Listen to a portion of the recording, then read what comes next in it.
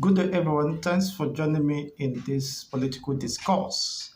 In recent days, we've heard rumors or news of Tinubu sending high-profile delegation to United Kingdom to canvass and lobby, possibly to meet the Chief Justice of the United Kingdom over Ekweremadu case, you know, who was tried, convicted of trafficking, illegal trafficking and abuse, and eventually was sentenced along with his wife. And it is quite interesting for some number of years now, they have been incarcerated when justice prevails, when there is rule of law on compliance, of course, to the process of the rule of law, and there is no preference, regardless of your social status or how much money is in your bank account. They have evolved to the point that everyone is equal before the law. And if you're found culpable of one thing, definitely you'll be meant to serve the cause of justice. That is exactly the case of Ekweremadu, who happens to be the Deputy Speaker of the House of Representatives in Nigeria. Despite, of course, his influence, exposure, and political status, he was not considered or given any pardon in that matter once the law stands. And of course, he was found culpable of such allegations of conspiracy of such, which is a punishable crime under United Kingdom's law. He was convicted and eventually meant to serve the term of his imprisonment. Now, Tinubu is doing everything to engage the Justice Department of the United Kingdom to secure the release of Ekweremadu. What we might be considered as a good omen, but this is what I want us to discuss. If Tinubu is showing interest in ensuring that there is some level of clemency or pardon that may be extended to Ekweremadu, or possibly to reduce the number of his imprisonment or service here. Here comes a man, Nnamdi Kanu, whose innocency was upheld by the Nigerian Court of Law, the highest court in Nigeria. Discharged, acquitted Nnamdi Kanu after rigorous trial and find him not guilty of all the count charges levied against him and pronounced judgment, a well-renowned and profound judgment. In fact, it was ruled and given in accordance to the provisions of the extant laws of the Nigerian state and international laws. He was not found guilty, but unfortunately was still held behind the bars, behind the dungeon of the DSS, by the same Tinubu, making moves, canvassing, lobbying, sending high-profile delegations to discuss on how possibly some level of pardon might be given to Ekweremadu, while upturning the verdict. The court injunction or the court verdict ruled in favor of Nnamdi Kanu, who was discharged and acquitted. And now, someone who was tried and convicted by the law and meant to serve the terms of and conditions of his imprisonment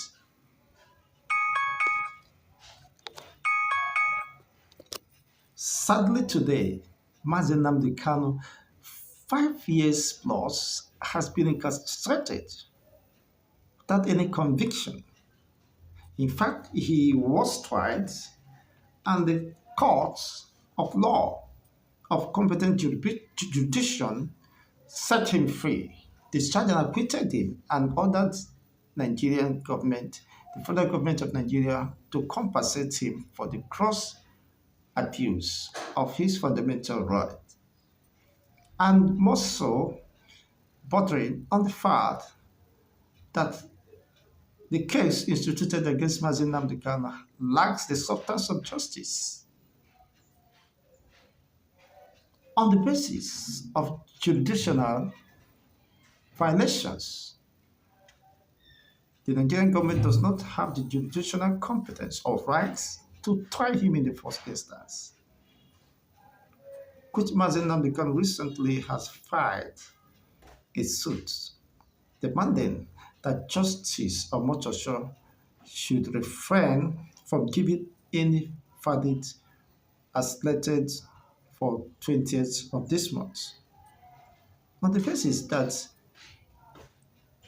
you can't try or make a law, give a verdict based on a repealed or dead law, a law that is non-existent. And you want to just fabricate a law and try him, a law Nigeria practice the written constitution.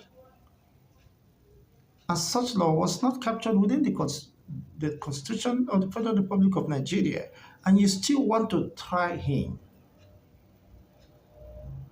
without any basis. He's now saying the amount of source should halt whatever judgment is trying to give. In the first instance, there is no case that existed against him. That's why Mazi Nnamdi Kanu, upon reviewing his case file, discovered that there was no valid charge against him. The law for which he was accused or tried is a repeat law and does not exist. It's a very worrisome development, honestly. This we consider to be a double standard. Mazi Nnamdi Kanu should not be made to suffer or subjugated to double jeopardy. When an accused, tried, discharged and acquitted, still being held behind the DSS confines, tortured psychologically, emotionally, and physiologically. That wasn't meant to be a place of comfort. It's a place of isolation, of pain and agony, where you are separated from your loved ones for doing nothing, for doing no crime, for committing no crime established under the law.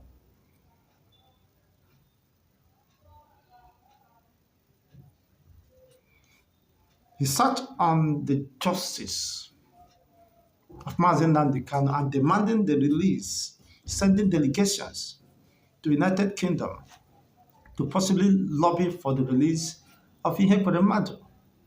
What an irony. What a tragedy of betrayal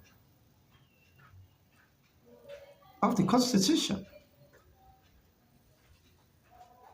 It is rather unfortunate what we are seeing in Nigeria today.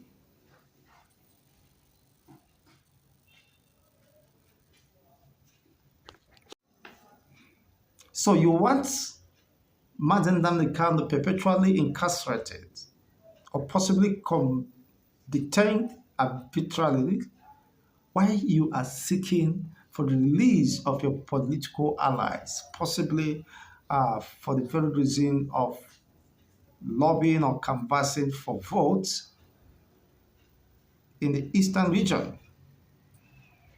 That is outrightly unacceptable and does not defeat fairness, justice, and equity. I'm not saying that whatever he wants to do to release or seek for clemency on the part of Ekweremadu is wrong, but you cannot silence the voice of the oppressed, possibly deny him justice, and seeking for clemency or pardon for someone who has been already convicted by the court of law. Whereas Nnamdi Kanu, who was discharged, acquitted, even the Supreme Court faulted his extraordinary rendition by the Nigerian government.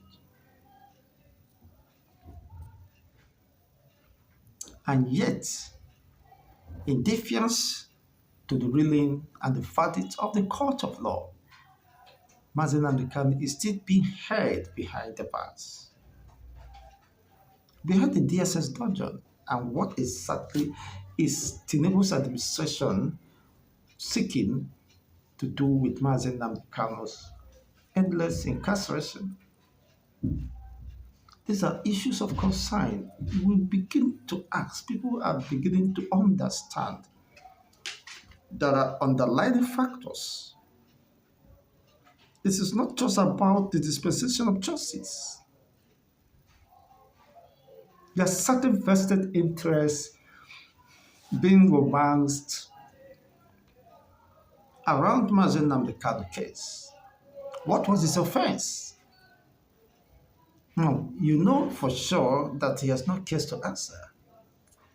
But only your concern is that he should relinquish his quest for the agitation, for the restoration of the lost sovereign state of Biafra, which he has maintained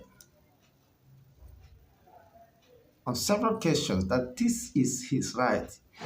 Otherwise, you could prove him wrong. But you're asking him to back down on the agitation and exercise of his rights to self-determination. He's calling that let referendum be conducted and let those who believe they are not meant to be part of the country, Nigeria, they should, of course, live for peace so that everyone and every region will have a sense of belonging, control their own resources, and, of course, fight for their own future, political future, and economic viability, and security-wise. Design their own template on how to solve their own security concerns. So he has not done anything. Now, I strongly believe that Justice James Omotosho could not be acting in ignorance of the very fact that the law upon which Nnamdi Kanu is being tried does not longer exist. It's not in existence. It's a repealed law. Now, if Justice Omotosho are serving within the Nigerian legal system and is aware of this current development, insists or goes on to deliver judgment on what basis? On the basis of criminality, injustice, unfairness? Why should a man be tried in a law that does not exist? It is unconstitutional and a breach of the fundamental rights of Nnamdi Kanu. So this move by Nnamdi Kanu, I think, must be respected by Justice James Omotosho, and the legal team to Nnamdi Kanu must ensure a stay of execution or possibly dismissal of this case on the basis of lacking jurisdictional competence and in contradiction to the provision of the Constitution. It is imperative that Justice Omotoso must understand that he has been on trial for about several months now, and the world is following up, international communities are following up, interested parties are watching the way he handles this particular case, turning deaf ears to the prayers of Nnamdi Kanu, to the highlights, to the reference to the documentations as evidence before the courts could possibly suggest otherwise. The personality of just Omotoso in this case. So he is on trial, and the Nigerian judiciary is also on trial as a matter of fact. Well, only time will tell how far this will go if the Nigerian judiciary or James Omotoso will build and establish a judgment on nothing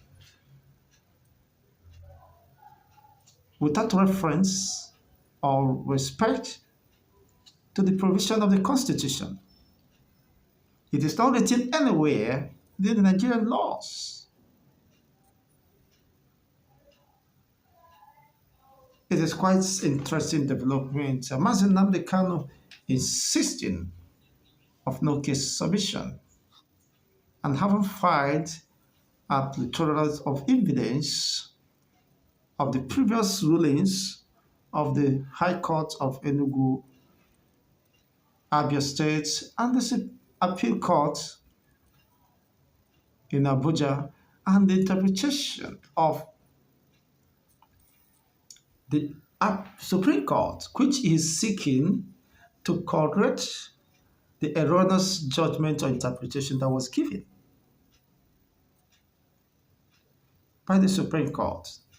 So it's an issue of importance that Justice Omotoso must clear, of course, his records must come with a clean hands as it goes to equity. Otherwise, he might end up eventually not just dealing his career, reputation, or that of his posterity to come. It's incumbent on him at this critical time to place personal interests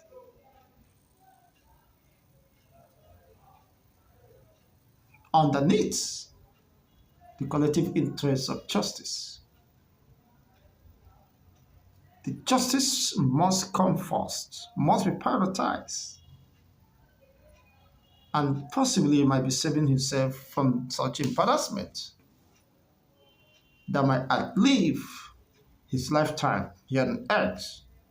Because Nnamdi Kanu case is not just an ordinary case. It's a case international communities, the entire Igbo people, and men of good conscience are following up and are very much interested to see how that eventually ends up. And we do hope that the right of Nnamdi Kanu, as upheld by an appellate court of law, more higher, superior than the High Court, will eventually be respected, even by the James Omotoso-led legal team. He should understand that Nnamdi Kanu has the right to demand for justice, just as the appeal court has cleared him up over their length count charges and squashed and discharged all the allegations levied against him for lacking jurisdiction. Let's have your own take regarding this development. You are seeking, sending delegations, expending the hard resources of this country, seeking for clemency or pardon or amnesty for Ekweremadu.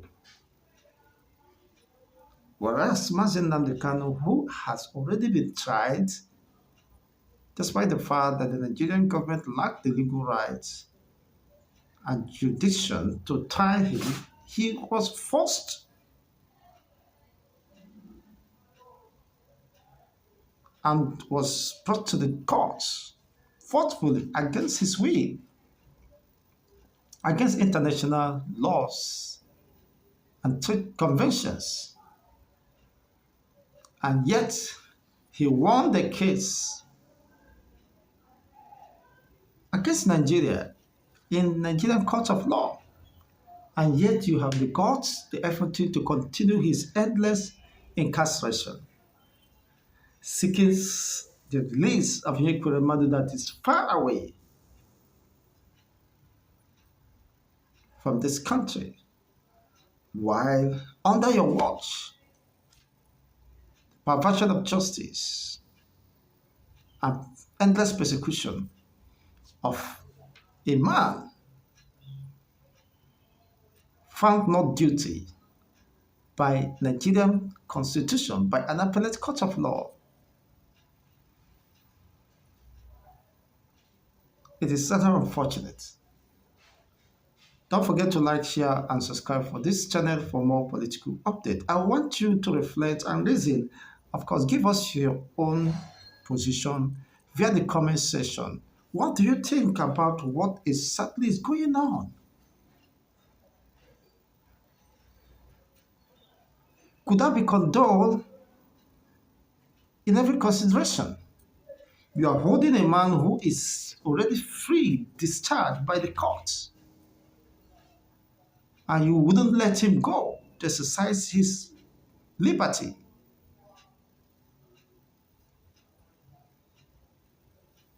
Well, only time will define the way forward. Thanks for watching.